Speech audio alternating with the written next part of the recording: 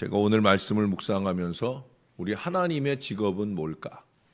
우리 하나님의 직업은 뭘까 하는 생각을 해봤어요. 한 두어 가지 생각이 들더라고요. 하나는 세탁소 사장님이 아니었을까? 왜 그럴까요? 사람들이 구겨놓은 역사나 인생을 쫙쫙 펴주시니까. 그래서 아마 세탁소 사장님 아닐까 하는 생각을 해봤고요. 또 한 가지는 비슷한 얘기일 수 있는데 아마 도로 포장공사 사장님이 아니셨을까. 그 역시 우리 사람들에 의해 끊임없이 훼손된 천국길을 늘 새롭게 닦아 놓아주시기 때문에 개인의 천국길이든 또는 공동체를 위해 펼쳐주신 천국길이든 그 길을 우리 인간들이 어리석게 자꾸 어그러뜨려 놓고 훼손해 놓고 하면 그 길을 다시금 말씀의 대로 천국길을 잘 닦아주시는 그런 우리 하나님이신 줄로 믿습니다. 오늘도 우리가 그런 역사들을 볼 수 있어요. 우리가 한 달 전쯤 봤던 21장 16절 17절 말씀이 오늘 1절에 반복됩니다. 1절을 보시면 예루살렘 주민이 여호람의 막내 아들 아하시야에게 왕위를 계승하게 하였으니, 왜 막내에게 왕위를 계승하였느냐? 이는 전에 아라비아 사람들과 함께 와서 진을 치던 부대가 그의 모든 형들을 죽였음이라. 그러므로 유다 왕 여호람의 아들 아하시야가 왕이 되었다. 그래서 여기 아라비아 사람들이 와서 여호람의 아들들을 다 몰살시키는 가운데 그 모든 형들이 다 죽는 가운데서도 말째 아들 이 아하시야만이 살아남았다는 거예요. 또 11절에 가서 보면 이 아하시야 왕이 1년 만에 죽어버리고 맙니다. 그의 어머니인 이 아달랴가 왕권을 장악하려고, 아달랴는 원래 북이스라엘의 요압의 딸이거든요. 그 이세벨의 딸이에요. 그러니까 이게 순수 유다 족속의 혈통이 아니다 보니까 이 여인 왕비죠. 왕비 엄마죠, 엄마. 근데 이게 대왕 데비마마예요. 데비마마가 되나요? 근데 이제 이 데비마마가 왕권을 쥐기 위해서 여기 보니까 그 11절 말씀에 보면 그 왕족들을 다 죽여버립니다. 근데 그 중에 요아스가 바로 여호람의 딸 그 여호사부앗의 도움으로 간신히 목숨을 부지하고, 이제 우리가 내일 보겠지만 나중에 아달랴를 몰아내고 왕권을 회복하는 걸 보게 됩니다. 아하시야를 구하시고 또 요아스를 구원받게 하셔요. 여호람이 구겨놓은 역사 속에서도 아하시야의 갈 길을 닦아내시는 하나님. 이 아하시야 역시 3절에 보시면 아하시야도 그러면서 북왕국 이스라엘의 왕인 그의 외조부가 되나요? 아니면 장인어른이 되겠죠? 외조부가 될 것 같아요. 아하시야도 아합의 집 길로 행하였으니, 이 아하시야 역시 아하시야도라고 말하듯이 그 아비처럼 역사를 훼손하였지만 하나님은 요아스를 살리도록 역사하셔서 21장 7절에서 말씀했던 이스라엘 왕조의 그 등불이 여전히 꺼지지 않고 켜 있도록 지켜주시는 그런 모습을 보여주셔요. 우리는 이것을 하나님의 섭리라고 합니다. 하나님의 섭리는 이처럼 모든 것이 다 꺼져가는 것 가운데서도 하나의 불씨를 남겨두시고 그 작은 불씨 하나를 당겨서 큰 불을 일으키시는 크고 놀라운 섭리를 어느 때든지 나타내 주실 줄로 믿습니다. 그래서 하나님의 섭리라고 하는 그 마을에는 비포장도로가 하나도 없을 거예요. 하나님의 끊임없는 수고는 우리가 어리석음과 불순종으로 훼손하고 파괴하고 어지럽힌 그 모든 것들을 곱게 해주신다는 거예요. 우리의 마음이 때로는 크고 작은 죄악으로 어지럽혀졌을 때, 또 우리의 공동체가 크고 작은 어리석은 인생들로 통하여 혼란과 어려움을 겪을 때 하나님은 반드시 위대한 한 사람을 세우시거나 당신의 놀라운 섭리와 역사를 펼쳐주셔서 그래서 믿음의 미래를 열어 가신다라고 하는 거예요. 근데 제가 오늘 22장 이 말씀을 읽으면서 저는 이 3절에 있는 이 아시아도라고 하는 말이 마음에 걸려요. 아시아도.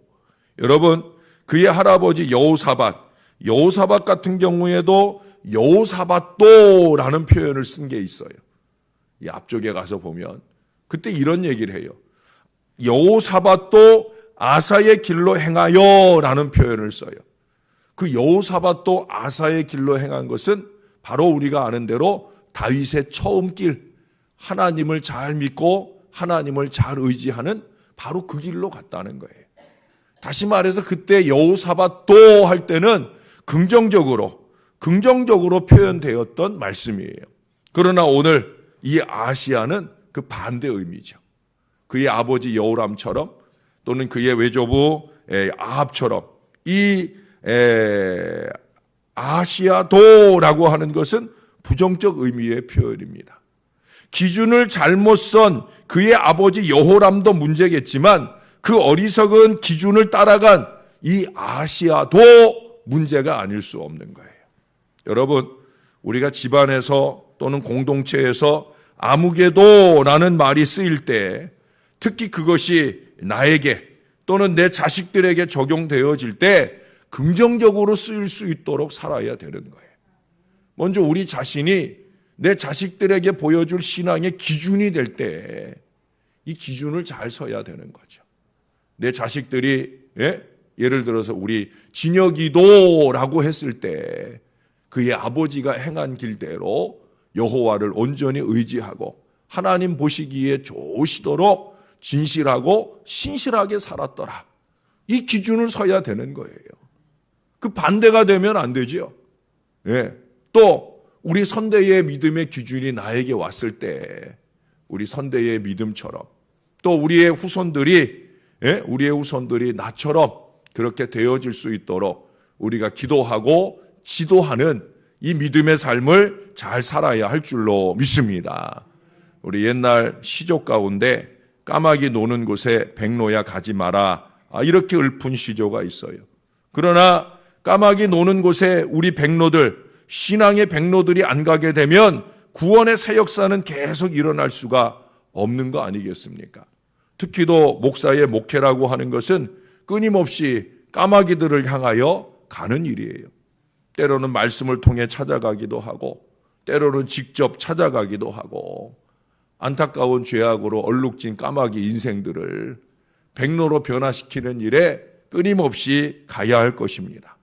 까마귀 노는 곳에 백로야 열심히 가라, 이렇게 돼야 되는데 아무개 백로도 그 까마귀들과 다를 게 없도록 그렇게 물들어서야 우리가 복음의 일꾼이라고 할 수는 없을 거예요.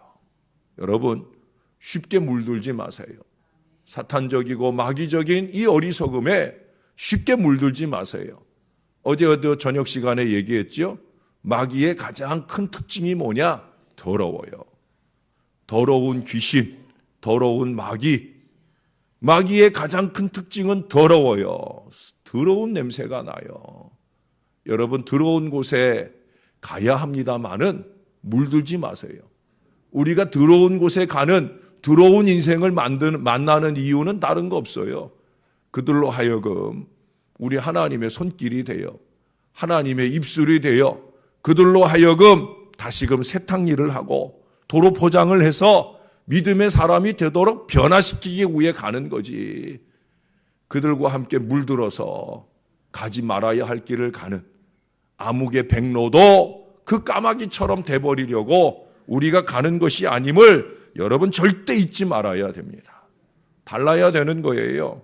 전에도 말씀드렸지만 줄서기 하지 말라고, 사람 뒤에 줄서지 말고 하나님 뒤에 서라고. 우리의 기준은 언제나 하나님이요 예수님인 줄로 믿습니다. 아무개도 예수님 같아. 이 목표를 향해 가야 돼요. 저도 아직은 부족하지요. 저도 그 목표를 향해 열심히 부단히 노력하고 갑니다. 아직도 뿔뚝뿔뚝 일어나는 어리석은 마음들이 있지만 또 한 번 더 회개하고 또 한 번 더 회개하면서 아무개도 예수님 같아 라는 이 목표를 향해 부단히 노력하고 갑니다. 여러분, 이 말 들을 미래를 위해 저와 여러분이 함께 잘 살아가야 될 줄로 믿습니다. 하나님께서는 이런 탄탄대도를 닦아주시려고 지금도 우리 가운데 끊임없는 경고와 책망까지도 반복하시면서 애를 쓰고 계셔요. 여호람도 아하시야도 이 반복되는 가르침을 깨닫지 못한 것이 문제죠.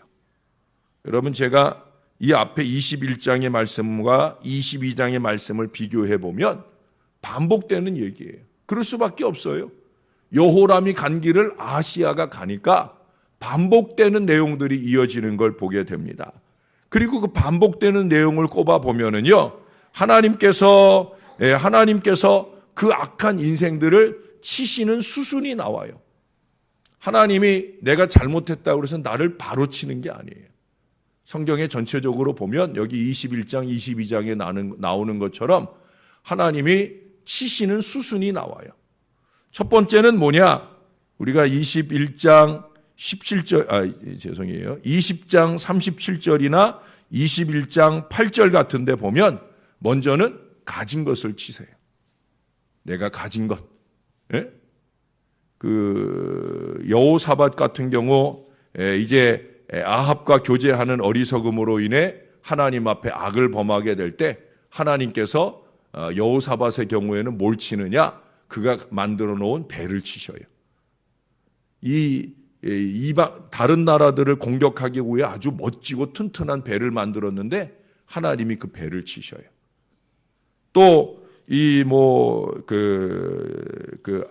누굽니까? 여호람 같은 경우에 21장 17절에 보면 유다를 침략해 온 아라비아 사람들이 왕궁의 모든 재물을 치셔요.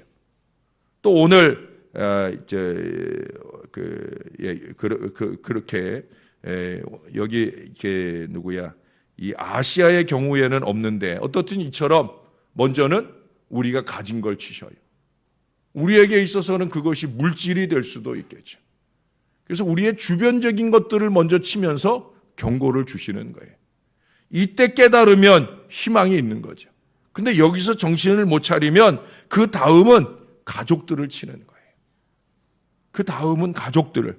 그래서 21장 17절이나 또 오늘 22장 오늘 8절에도 보면 아합의 집을 심판하게 하실 때 유다 방백들과 아시아의 형제들의 아들들 곧 아시아를 섬기는 자들을 만나서 죽였다. 누가? 예후가. 이 어리석게도 아시아가 그의 어머니 아달랴가 이스라엘 출신이다 보니까 그러니까 이제 이스라엘의 왕 요람이 병들었다고 그러니까 문병을 가요. 자기 할아버지처럼 악한 자들 까마귀한테 놀러 갔다가 교제하러 갔다가 거기에 깊이 물들 뿐만 아니라 예후를 통해 이 아합의 왕조를 무너뜨릴 때, 오므리 왕조를 무너뜨릴 때, 그럴 때 그들과 함께 큰 피해를 입게 되는 어려움을 만나게 되어지는데 바로 가족들을 친다는 거예요. 여러분, 그 가족들을 치는 순간에도 아직은 희망이 있는 거예요. 그러나 회개의 기회를 외면하게 되면 절망이 다가올 수밖에 없는 거예요. 스스로 희망을 외면하는 일이 되어지고 마는 겁니다. 그리고 이제 마지막에 남은 건 이제 나밖에 없잖아요. 결국은 하나님이 그 본인을 치시게 되어지는 거예요. 21장 18절이나 오늘 7절이나 9절에서 말씀하는 것처럼 본인을 치셔요. 근데 이렇게 본인을 칠 때도 회개할 수 있도록 기간을 주셔요. 집행을 유예하신단 말이에요. 그래 여호람 같은 경우에 창자에 병이 들어서 2년 동안을 기다리시는 거예요. 창자에 병이 들었을 때 깨닫고 하나님 앞에 회개하고 돌아서야 되는데 안타깝게도 그 2년의 유예 기간을 무시하고 넘어가서 결국 그 창자가 다 쏟아 나와서 죽어지는 그런 어려운 심판을 받게 되죠. 오늘 이 아시아의 경우에도 마찬가지예요. 거기 9절에 보면 사마리아에 숨었다. 여기서 숨어서 지내는 기간이 9달이에요. 참 어이없는 게 뭐냐면 아시아가 유다 왕조의 왕인데 1년 동안만 왕위에 있다가 죽어요. 그러니까 한 3개월 있다가 요람 찾아갔다가 거기서 예후가 죽이려고 하니까 사마리아는 북이스라엘 땅이거든요. 북이스라엘 사마리아에 숨어가지고 9달 동안 집에도 못 오고 거기 숨어 있다가 결국은 다른 사람의 밀고에 의해서 예후에게 잡혀서 죽게 됩니다.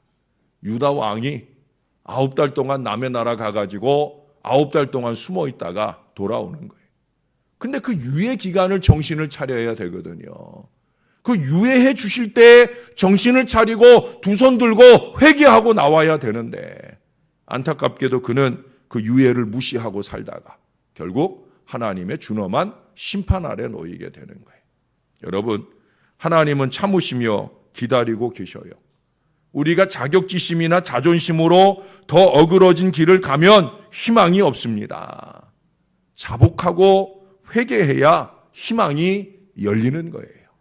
여러분, 예수 믿는 사람들은 자존심으로 살면 안 돼요. 자존심이 뭐예요? 스스로를 존귀하게 여기는 마음이에요. 그건 누가 가졌던 마음이에요? 로시엘, 사탄이 가진 마음이에요.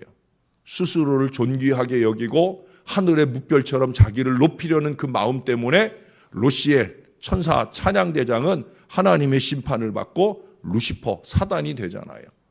우리는 자존심으로 사는 게 아니라 따라해 보세요. 주존심.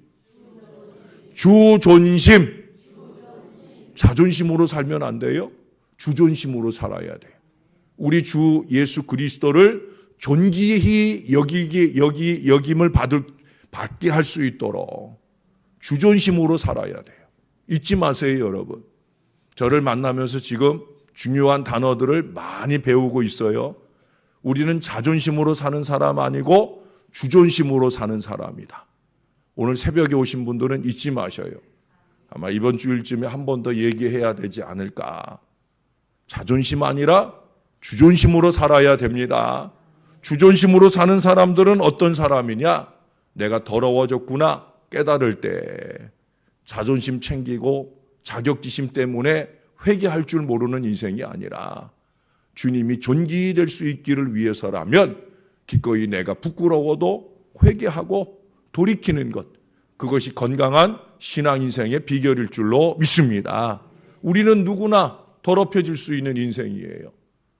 목사도 그렇고 우리 누구나 다 완벽한 인생을 살지 못해요. 중요한 건 그 다음이에요. 예수 앞에 나와서 회개하고 자복하고 주 존심을 세워드리는 믿음의 변화를 이루어가는 것. 주님이 닦아놓으셨던 것, 내가 잠시 훼손한 나의 천국길 다시금 주님이 닦아주실 때 그 은혜의 길을, 그 탄탄대로를 믿음으로 잘 가는 이 결단과 순종의 역사를 이어가는 이것이 신앙인 줄로 믿습니다. 저와 여러분이 그렇게 자존심 아닌 주존심으로 아름답게 살아서 하나님께 영광이 되고 우리에게는 복이 되는 건강한 믿음의 인생들 되시기를 예수님의 이름으로 간절히 축원합니다. 기도하겠습니다. 하나님 아버지 감사합니다. 오늘도 주의 말씀을 받고 갑니다. 이 말씀이 감동이 되는 이에게는 주존심에 대한 결단을 가지고 아름답게 살아가게 될 것입니다.